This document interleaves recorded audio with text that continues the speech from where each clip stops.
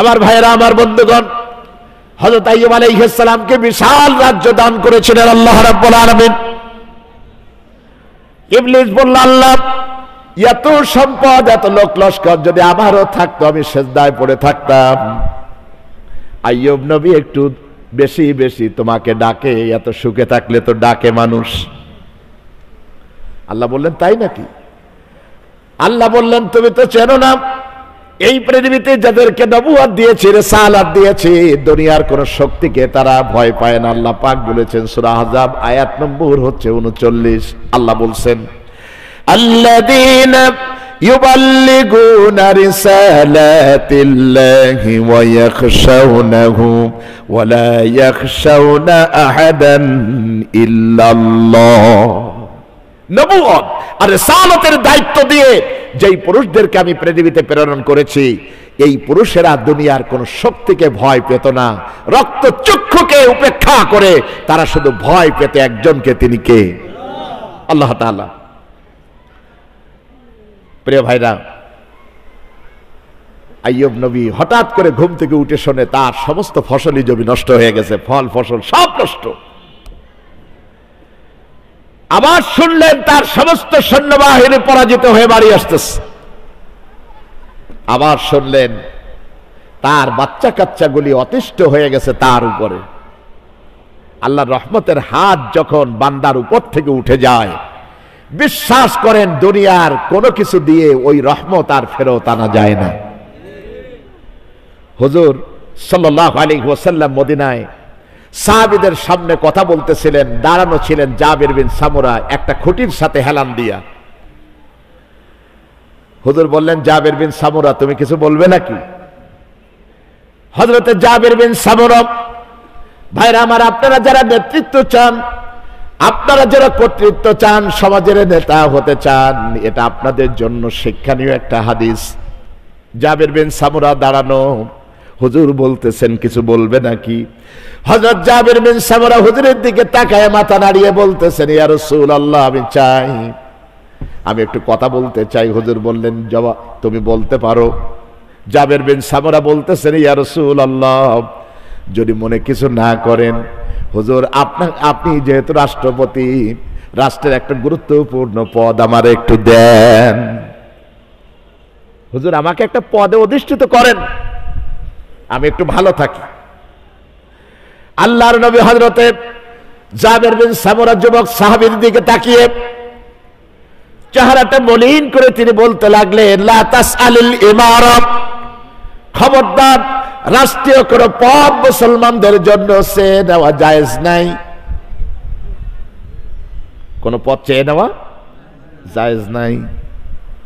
আরে আমাদের দেশে একটা পদের জন্য কত নেতাকে মেরে ফেললো, কত নেত্রীকে মেরে ফেললো, এলাকার হিরো হওয়ার জন্য, একক সাম্রাজ্য গড়ে তোলার জন্য কতকে তারা খেয়ে ফেললো। কিন্তু এমনও দল বাংলাদেশে আছে যাদের কাছে দায়িত্ব দিলে তারা কান্নায় ভেঙে পড়ে, বলে আমার দ্বারা সম্ভব নয়। ঠিক বলছি না ভুল বলছি? আসতে বলবেন না, ঠিক না ভুল? এটাই হচ্ছে ইসলামী আর পাশ্চাত্য রাজনীতির পার্থক্য। হুজুর বললেন, লা তাসআলিল ইমারা ফাইন উতিতাহা আম মাসআলাতিন উকিলতা ইলাইহা। শোনো জাবির বিন সামুরা, পৃথিবীর কোন মানুষ যখন নিজে সে কোন পদ নেবে, আল্লাহ রাব্বুল আলামিনের ওকালতের হাতটা, রহমতের হাতটা তার মাথার উপর থেকে উঠে যায়। আল্লাহ সাহায্য তার সাথে থাকে না। ওয়া ইন উতিতাহা আন গায়রা মাসআলাতিন, যদি চেয়ে ছাড়া এমনি তোমার উপরে কোনো ভার বর্তায়, ওয়াইনতা আলাইহা, আল্লাহ রাব্বুল আলামিনের সাহায্যের হাত যতদিন এই দায়িত্ব তোমার উপরে থাকবে, আল্লাহ সাহায্যের হাত তোমার মাথার উপরে থাকবে। বলুন সুবহানাল্লাহ। কেন বাংলাদেশে এত দুর্যোগ? কেন বাংলাদেশে এত হাহাকার? বাংলাদেশের মানুষ কেন এত অভুক্ত? মসজিদগুলির সামনে জুমার দিনে এত সারি সারি ভিক্ষুকের লাইন কেন? একটাই কারণ, 92% মুসলমানের দেশে কোরআন দিয়ে এই দেশ চলে না, এটাই হচ্ছে একমাত্র কারণ। ঠিক কিনা বলেন? যদি চলতো, এই জাতির ভাগ্য বদলে যেত, চাঁদাবাজি বন্ধ হয়ে যেত, মোড়ে মোড়ে ঘাটে ঘাটে এরকম সন্ত্রাসের রাজত্ব চলতো না। কারণ যারা ইসলাম মানে তারা কোনোদিন চাঁদাবাজি করে না, যারা ইসলাম মানে মানুষকে হত্যা করতে জানে না, যারা ইসলাম মানে আরেকজনকে হুমকি দিয়ে টাকা নিতে জানে না, তারা দিতে জানে, নিতে জানে না। বাংলাদেশে প্রুভ হয়ে গেছে এখন। প্রিয় ভাই সব, প্রিয় উপস্থিতি, আপনাদের জ্ঞাতার্থে বলছি, আল্লাহ রাব্বুল আলামিন হযরত আইয়ুব নবীর সব শেষ করে দিলেন। গায়ের মধ্যে কুষ্ঠ রোগ হলো, এমন রোগ, দুর্গন্ধ, গায়ের মধ্যে কিলবিল করতেছে পোকাগুলি। 3 জন স্ত্রী, 2 জন তাকে ছেড়ে চলে গেল। বাচ্চা কাচ্চারা নিজের বাবাকে কাপড়ের উপরে উঠায়া তাকে ডাস্টবিনের পাশে ফেলে চলে আসলো। ঘরে থেকে আমাদের সবার জীবন অতিষ্ঠ হয়ে উঠেছে, এভাবে রাখা যাবে না। সুতরাং আব্বা এখানেই থাকুক, এখানে খাবার দিয়ে যাবে। একমাত্র মা রহিমা ছাড়া হযরত আইয়ুব নবীর সাহায্যকারী কেউ ছিল না। ভাই সব আমার, কিন্তু নবীদের সবর আমাদের সবর দুটি কি এক? নবীদের কথা আমাদের কথা দুটি কি এক? দুইটার মধ্যে অনেক পার্থক্য। চিন্তা করেন, আল্লাহ রাব্বুল আলামিনের কাছে হযরত আইয়ুব আলাইহিস সালাম একদিন দেখলেন তার এই জিহ্বার মধ্যে, ঠোঁটের মধ্যে পোকা নড়াচড়া করতেছে। আল্লাহর কাছে কেঁদে বললেন, রব্বুল আলামিন, এতদিন ধৈর্য ধরেছি, আমার সম্পদ চলে গেছে, লোক নকশা চলে গেছে, বাড়ির খাদেমা চলে গেছে, আমার স্ত্রীরা আমাকে ছেড়ে চলে গেছে, আমার বাচ্চা কাচ্চা যা ছিল সব চলে গেছে। আমি কোনোদিন তোমার কাছে বলি নাই, আল্লাহ এগুলি তুমি নিলা কেন, আমাকে দাও না কেন, বলি নাই। কিন্তু আল্লাহ তাআলা, আজ আমি বড় নিষ্ক্রান্ত। সকাল বেলাতে আমি খেয়াল করেছি, ডাস্টবিনের পাশে আমি থাকি, আমার জিহ্বার মধ্যে, আমার ঠোঁট দুটির মধ্যে পোকাগুলি নাড়াচাড়া করতেছে।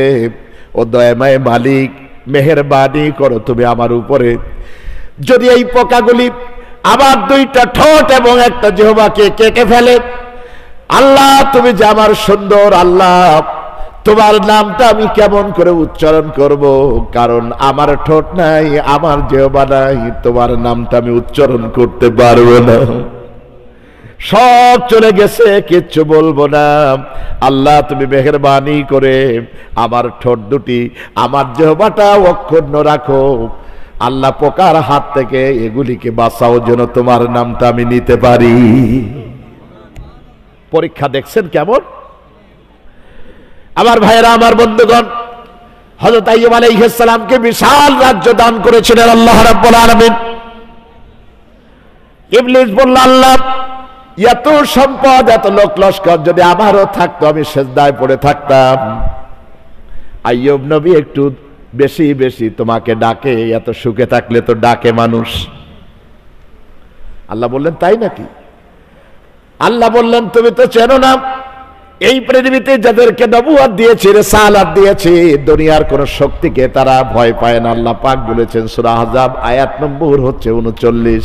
আল্লাহ বলছেন, আল্লাযীনা ইউবাল্লিগুনা রিসালাতিল্লাহি ওয়া ইয়াখশাউনাহু ওয়া লা ইয়াখশাউনা আহাদান ইল্লাল্লাহ।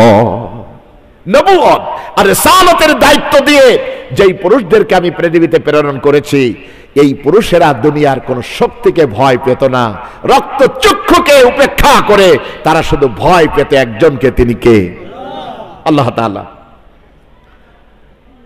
প্রিয় ভাইরা, আইয়ুব নবী হঠাৎ করে ঘুম থেকে উঠে শোনে তার সমস্ত ফসলি জমি নষ্ট হয়ে গেছে, ফল ফসল সব নষ্ট। আবার শুনলেন তার সমস্ত সৈন্যবাহিনী পরাজিত হয়ে বাড়ি আসতেছে। আবার শুনলেন তার বাচ্চা কাচ্চাগুলি অতিষ্ঠ হয়ে গেছে তার উপরে। আল্লাহর রহমতের হাত যখন বান্দার উপর থেকে উঠে যায়, বিশ্বাস করেন দুনিয়ার কোনো কিছু দিয়ে ওই রহমত আর ফেরত আনা যায় না। হুজুর সাল্লাল্লাহু আলাইহি ওয়াসাল্লাম মদিনায় সাহাবীদের সামনে কথা বলতেছিলেন, দাঁড়ানো ছিলেন জাবির বিন সামুরা একটা খুঁটির সাথে হেলান দিয়া। হুজুর বললেন, জাবির বিন সামুরা তুমি কিছু বলবে নাকি? হযরতে জাবির বিন সামুরা, ভাইরা আমার, আপনারা যারা নেতৃত্ব চান, আপনারা যারা কর্তৃত্ব চান, সমাজের নেতা হতে চান, এটা আপনাদের জন্য শিক্ষণীয় একটা হাদিস। জাবির বিন সামুরা দাঁড়ানো, হুজুর বলতেছেন কিছু বলবে নাকি? হযরত জাবির বিন সামুরা হুজুরের দিকে তাকায় মাথা নাড়িয়ে বলতেছেন, ইয়া রাসূলুল্লাহ, আমি চাই, আমি একটু কথা বলতে চাই। হুজুর বললেন, জবাব তুমি বলতে পারো। জাবির বিন সামুরা বলতেছেন, ইয়া রাসূলুল্লাহ, যদি মনে কিছু না করেন, হুজুর আপনি যেহেতু রাষ্ট্রপতি, রাষ্ট্রের একটা গুরুত্বপূর্ণ পদ আমার একটু দেন। হুজুর আমাকে একটা পদে অধিষ্ঠিত করেন, আমি একটু ভালো থাকি।